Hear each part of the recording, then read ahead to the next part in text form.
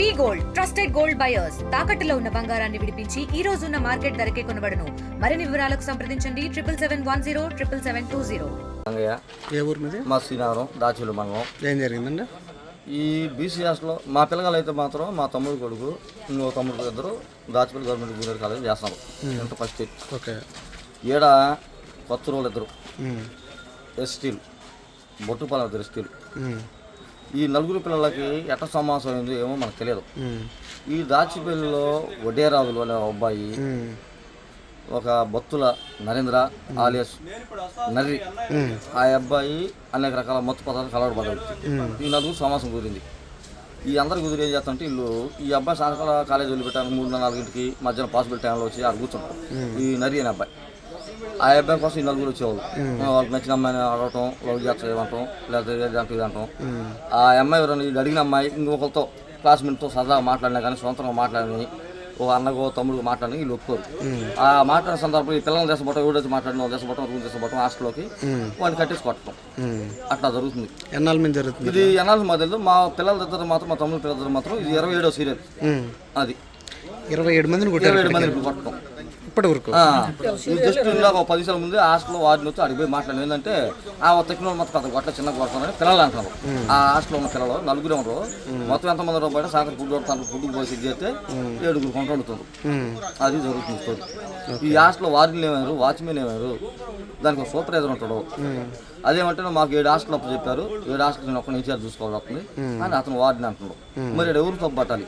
అలా బయట వ్యక్తి హాస్టల్లోకి రావడం ఏంటి? పోనీ కాలేజీలో ఏం చదువుతుంటే కాలేజీ సంబంధం, కాలేజీ బయటకు వచ్చినా వెళ్ళిపోతారు. ఇదంతా వీళ్ళు పిల్లలు ఏమైనా మత్తు పదార్థాలు తీసుకున్నారా? ఈడు నరి అనేవాడు తీసుకున్నాడా? నరి వాడు మొత్తం అంతా దాచిపల్లి మండలం అందరూ తెలుసు, పిల్లలు చాలా వరకు తెలుసు. ఏంటిది అది? ఈ గంధ తాగుతుండో లేకపోతే మందు తాగుతుండో ఏదో రకాల వాడు తిప్పలు పడుతుందో చేస్తుంటే ఈ పిల్లలు మొత్తం తీసుకురావటం ఏంది పిల్లల్ని అట్ట కొట్టారు. మీరే చూడండి వీడియోలో ఒకసారి వాడికి నచ్చిన విధంగా పట్టడం. లాస్ట్లో పోయేటప్పుడు సినిమాలు ఇచ్చినట్టు ఒక థమ్స్అప్ నొప్పు ట్యాబ్లెట్ ఏంది ఒక ట్యాబ్లెట్ ఇవ్వడం. మీ పిల్లలు కూడా ఇచ్చారా? మా పిల్లలు కూడా ఇచ్చారు. ఇంట్లో చెప్తే కరెంట్ పెట్టి చెప్తున్నాం. కరెంట్ వేలు పెట్టేటప్పటికి వీడియో కట్ చేశారు వాళ్ళే. అయితే ఆ వీడియో చేసిన వాళ్ళే ఆ లాస్ట్ ఏం జరిగిందో వీడియో వాళ్ళు కట్ చేశాడు. ఆ తర్వాత ఏమైందంటే వాళ్ళ వరకు ఆ వీడియో తీసినాడు బయటికి ఆ వీడియో వదిలాడు. లేకపోతే మాకు కూడా చేసేది, ఇప్పుడు కూడా చేసేది కాదు. ఆ 5గురిలోనే 3 కొడతారు, ఒకటి వీడియో తీస్తాను, ఒకటి పక్కన ఉండవు. ఆ వీడియో తీసేవాడికి ఈ నరిగాడం చెడింది తెవరం చెడబట్టి వాడు బయటికి పెడితే వీళ్ళందరూ తెలిసింది.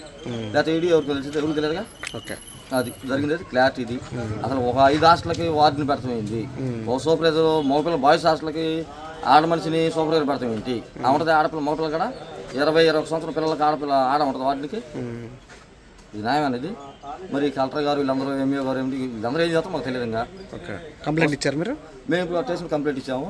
ఏంది ఈ ఇద్దరు తీసుకొచ్చారు, బొట్టుపొలం అబ్బాయిని కొత్త అబ్బాయిని తీసుకొచ్చారు. అసలు మెయిన్ ముద్దాయి నరేంద్ర నరేంద్ర ఆ అబ్బాయిని తేలేదు. నా పేరు ఎం దీపిక.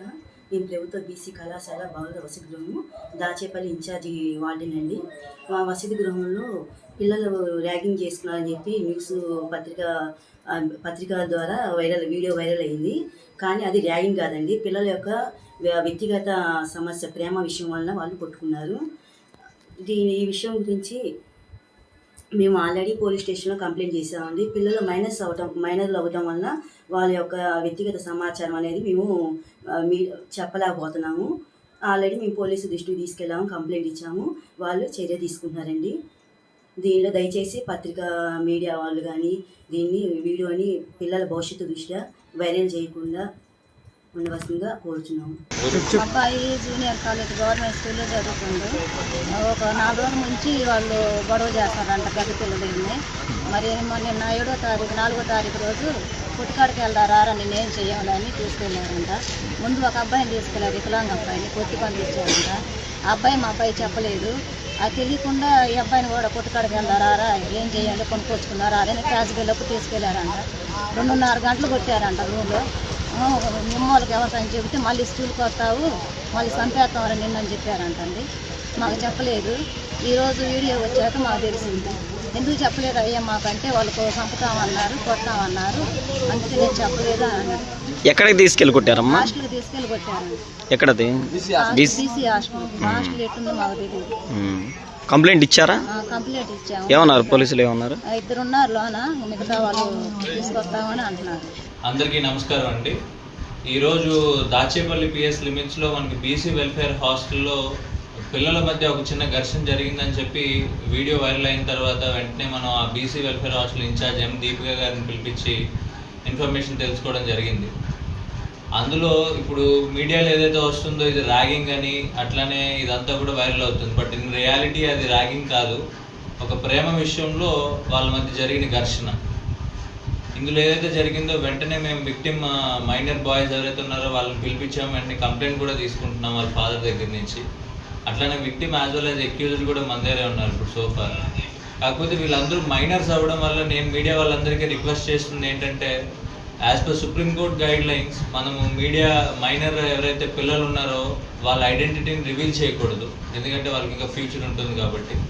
సో వాళ్ళ ఫ్యూచర్ దృష్టిలో పెట్టుకొని మీడియా వాళ్ళందరికీ నా రిక్వెస్ట్ ఏంటంటే, ఆ వీడియో సర్క్యులేట్ అవుతున్న వీడియోస్ ఫేస్ రివీలింగ్ ఏవైతే ఉన్నాయో అవి వెంటనే డౌన్ చేస్తారని నేను రిక్వెస్ట్ చేస్తున్నాను.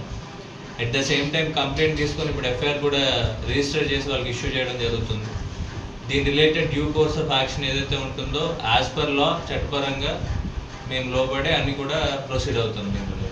తెలుగులో న్యూస్ కి ఫాస్టెస్ట్ యాప్ ఇప్పుడు టోటలీ న్యూ అవతార్లో జస్ట్ 5 seconds లో కంప్లీట్ న్యూస్. సోషల్ మీడియాలో ట్రెండ్స్ కి one stop solution. Live TV app voice search option తో ఇప్పుడే డౌన్లోడ్ చేయండి లేదా అప్డేట్ అయిపోండి. యాప్ లింక్ డిస్క్రిప్షన్ లో ఉంది.